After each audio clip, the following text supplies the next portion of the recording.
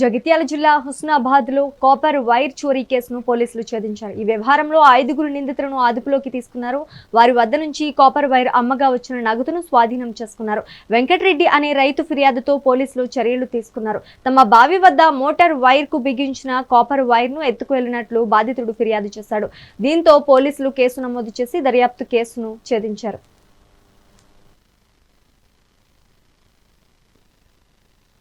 నిన్నటి రోజున అనగా జగిత్యాల పట్టణ అవుట్స్కట్స్లో గల అంబార్పేట హుస్నాబాద్ మన వ్యవసాయ భూములకు సంబంధించిన అక్కడ రైతులు ఈ మధ్యకాలంలో వడ్లు అక్కడ పొలంలో కుప్పలుగా ఉంటే అందుకెళ్ళి వడ్లు గుర్తెరిగిన వ్యక్తులు దొంగలిస్తున్నారని, అదేవిధంగా కరెంటు మోటార్ల వద్ద వైర్లు దొంగలిస్తున్నారని దొంగతనం జరగ దాని మీద నిన్న కేసు నమోదు చేసి ఎంక్వైరీ చేయడం జరిగింది.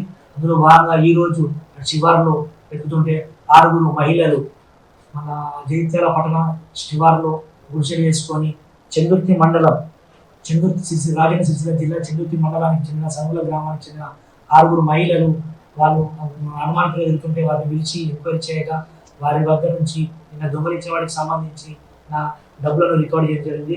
62,500 రూపాయలను రికార్డ్ చేయడం జరిగింది. దీనిలో భాగంగా ఎంక్వైరీలో ఉన్న పోలీస్ సిబ్బందిని కూడా అభినందించడం జరిగింది. జగిత్యాల పట్టణ పోలీస్ నిన్నటి రోజున అనగా జగిత్యాల పట్టణ